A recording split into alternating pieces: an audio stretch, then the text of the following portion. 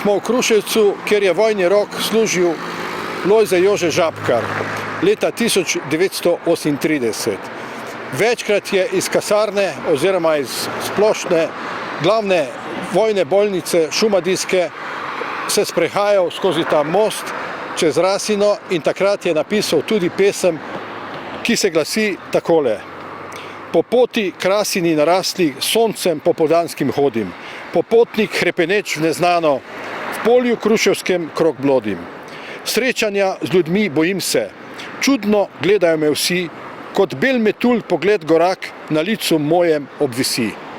Dekle v rdečem krilu kliče me, čemu? Na mik mi razodeva, črnih se oči bojim močno in rajši grem na most čez Rasino.